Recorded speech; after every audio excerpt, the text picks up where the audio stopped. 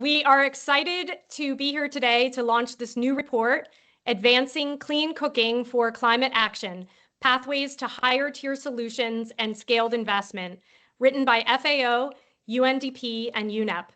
Today, we're so fortunate to be here with the authors to really dive in and learn more about this report. We have Lulu, the Global Energy and Climate Advisor from UNDP, Michaela, the Senior Natural Resources Officer and Energy Team Leader from FAO, with her colleague Tatiana, who is the coordinator of GBEP FAO, that's the Global Bioenergy Partnership, along with James, Senior Advisor from UNEP Copenhagen Climate Center, and my co-host Ava from the CCAC, Communications Officer, and myself, Sandra. I coordinate the CCAC's Household Energy Hub. So without further ado, we are so excited about this report. This report is really focused on clean cooking in the NDCs. It provides practical information in an easy to read format with a very specific audience in mind. Policymakers and partners working at the intersection of energy, climate, agri-food, and development. And there is a specific focus on Africa, where the urgency and scale of clean cooking is greatest.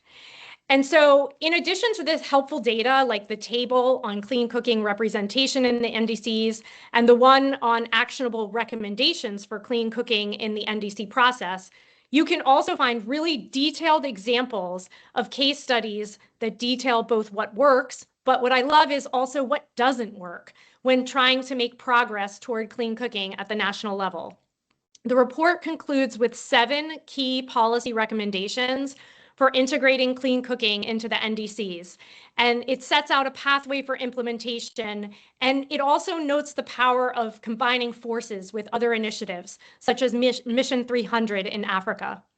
So without further ado, I'd like to turn over to my colleague Ava to help us get started with really diving into the report with the authors. Hey, Sandra, thank you. I'm so excited for this episode today and having our amazing partners doing this very important and timely report.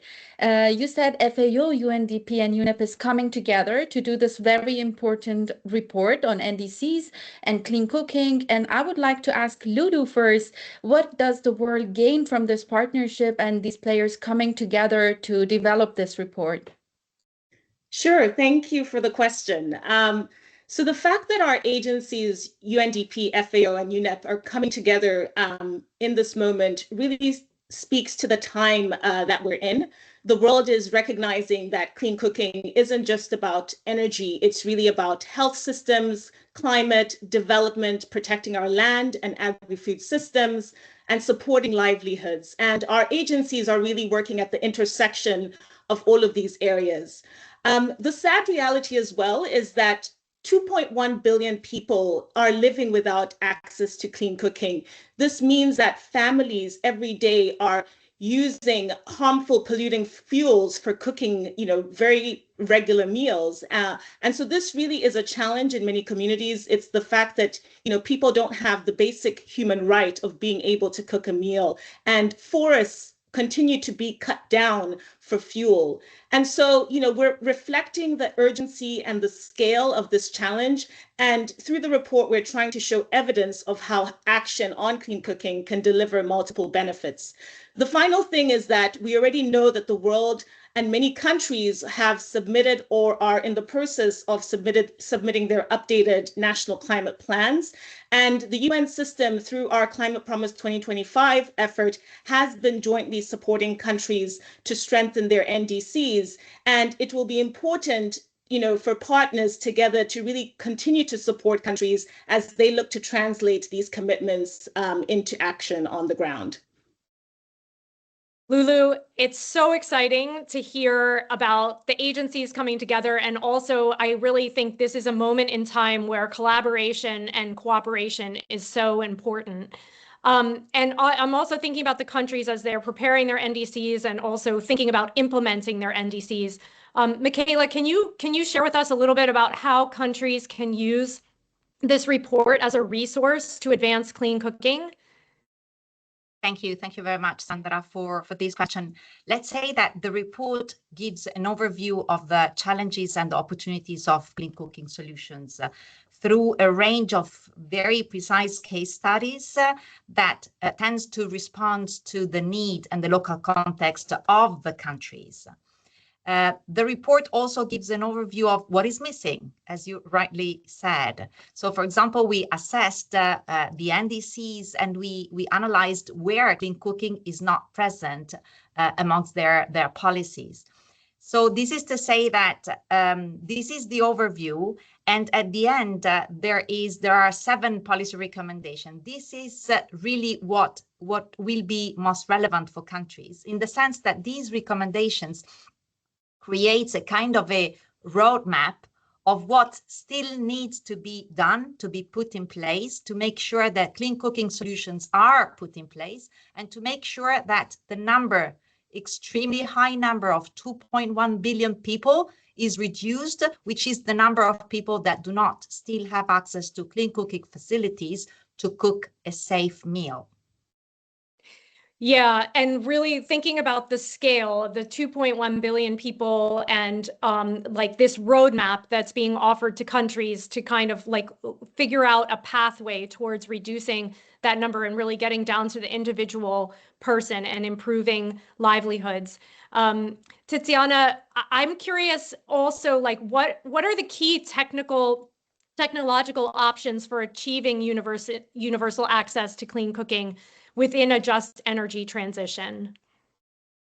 Thank you so much, Sandra, for this question. Indeed, it's important to highlight the fact that there is no one solution, but there is an array of solutions. And the suitability and sustainability of this solution depends really on the context where these solutions are applied. So some solution could be good for a rural context and another one for an urban context or an emergency settings, for it. This report highlights very well the fact that there are a wide range of tier 4 plus clean cooking technologies that are all viable alternatives to traditional polluting fuels and technologies such as fuel wood and charcoal or fossil-based technologies. So all these technologies are detrimental effects on human health, well-being, and forest resources. So it's important to introduce new advanced solutions. And I also want to highlight that this report pinpoints the fact that there are many modern bioenergy solutions that play a key role on advancing universal access to clean cooking, and this could be gasification, biogas, or even ethanol. All these options are just part of a broader clean cooking portfolio in which also e-cooking do a very good and important role. So I just want to highlight that according to the International Energy Agency, biogas and bioethanol are expected to account for 10% of the global increase in access to clean cooking, and the highest adoption is expected especially in Africa. Thank you so much. Talking of implementation, solution, and access to clean cooking, I would like to turn to James. And James, I would like to ask your ideas about if policymakers want to take these solutions and the recommendations from this report to on-the-ground reality and to the communities, how they can benefit from this report.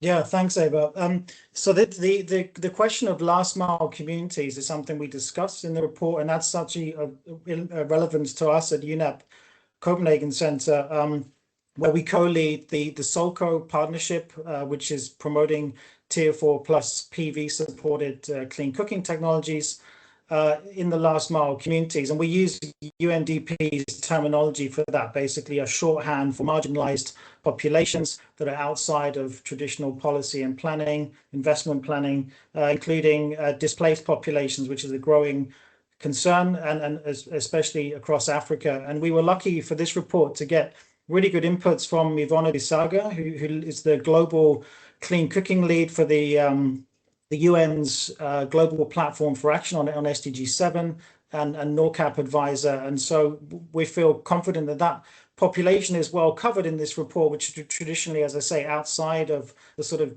development and energy agencies. It's not, you could say, our mandate. But increasingly it's becoming so. So there's a couple of points here of policy relevance, I think, and that is first of all, partnerships, especially when we're talking about the last mile populations in humanitarian settings, the mandated agencies that have sort of population-based mandates, but not the technical expertise, resources to deal with it. We need to partner up with them. And I think we're now more than ever, given the cuts that we're seeing in the humanitarian sector. And then a lot of progressive countries like Uganda are putting in place enabling policies to do that. And they want to see us as UN partners collaborating effectively to mobilize resources for this otherwise marginalized and sometimes forgotten population. They live in nominally temporary situations, but actually in reality, it's often on average 20 years in Africa. So this is a protracted challenge and something that only really the UN and its partners can tackle. And then as part of that sort of reform agenda, trying to introduce the market-based logics, accessing carbon financing and private sector participation in these last mile communities is also something quite new. And there's no reason not to, other than sort of overcoming the traditional purchase and distribute logics of the humanitarian sector and trying to introduce some more market-based thinking. So that's one of the main messages I would highlight from this report. Thanks so much, James. I really like you said there's no reason not to. I think that is a message that really cuts across all of the work in this sector. There's no reason not to. And sometimes people have trouble figuring out what the first step is. And that's why the roadmap and the advice and the recommendations and the detailed case studies in this report are so useful. Lulu, another question for you. Given that many countries have already submitted their NDCs, how is this report also relevant to the discussion around implementation? Thanks for that question. So indeed, we're hearing a lot from countries on the need to shift from planning towards implementation. And so even though we're seeing a large number of countries submitting their NDCs, the report remains highly relevant because we have a very strong focus on the how. So how could countries effectively translate some of their clean cooking targets or commitments into implementation strategies? And we do this through the number of case studies as well, where we're showing evidence in terms of how various countries are doing that on the ground. I think one of the most compelling recommendations as well that we have is that countries need to think about having very clear, specific, and measurable clean cooking targets as part of their national climate planning and implementation frameworks, because when targets are clear and measurable, it makes it quite easy to plan for investment and attract finance and also track progress on the ground. And also just building on what James had mentioned around, the financing dimension, we have a whole chapter that speaks to various opportunities for attracting different flows of finance into the sector. And in particular, the emerging opportunities that we see as well with carbon finance. Wow. Yeah, I think I definitely hope that we're inspiring people to pick up the report and actually read the detail, because this is super useful. And really, as countries are thinking about implementation and really changing the reality for so many people on the ground, this is a really helpful North Star kind of guidance. I would like to really focus in on these 7 recommendations and give you all a chance, if you would like, to share your favorite recommendation and which one speaks to you and most directly and why, and we can just sort of do like a little round robin here. Who would like to start? Okay, maybe I could start. Also, because if I have to pick one, I mean, the most comprehensive one from my point of view is the first one, which is really the need to prioritize clean cooking in national policies and NDCs. in order to make sure that this becomes the pillar of the economic, agri-food, and sustainable development drivers in general. Let's say that clean cooking is not just an energy and climate issue. It's very much interlinked with many other aspects, with equality, with opportunities, health, farmers, agri-food systems, including more nutritious diets. And FAO has been working a lot on clean cooking in order to make sure that we look at solutions, at fuels and technologies that best respond to the needs of the countries. And this policy recommendation, which is very comprehensive, is very much connected also to the policy recommendation number 3, which is really the attracting financing investments. And also with the policy recommendation number 7, which is ensuring system integration. So not only policies like energy policies, climate policies, but also the integration with other more sectorial policies like agriculture, forestry, industry, education, health, and many more you can mention. Thank you so much, Michaela. And I love that you picked 3 for your favorite. So we've got 1, 3, and 7 up right now. And I'm wondering, Lulu, what's your favorite recommendation? I think mine is the 5th recommendation, which really speaks to the need to integrate clean cooking as part of broader electrification planning, as well as infrastructure investments in countries, because clean cooking needs to be central in terms of how we think about planning our power system, our broader infrastructure, our renewable energy expansion.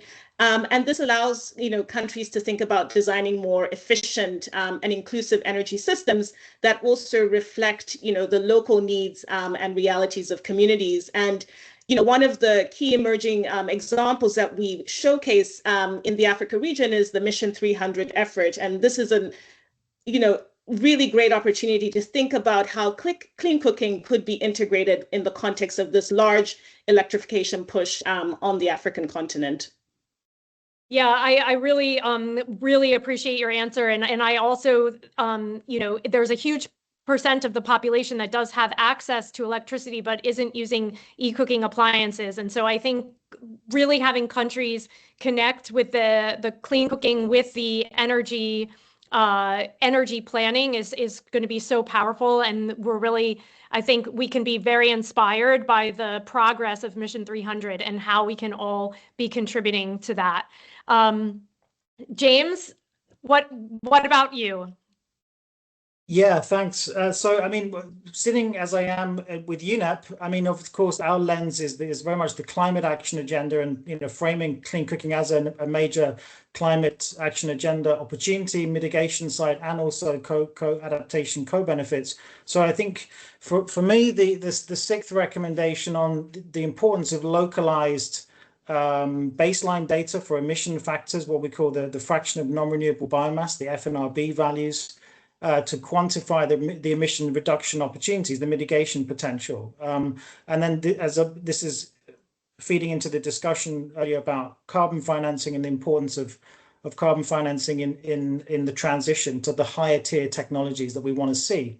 And maybe I take the opportunity to credit some of our reviewers who normally just put in footnotes, but actually we had some fantastic inputs and dialogue with the Clean Cooking Alliance, Elisa Derby, for example, fantastic input. So thanks to Elisa, and also the MEX team, the Modern Energy Cooking Services, really good inputs from Alicia, the Global Electric Cooking Coalition, and Matt Leach and Simon Batchelor. So, we really tried to make sure that section was robust and that we didn't want to have a kind of long academic discussion about FNRB values, but boiling it down to what is the key issue here and what do we need to focus on. And so we centered on the need for localized values, because these do vary, and there are sort of biomass hotspots where the fraction of non-renewable biomass can be very, very high, and far higher than the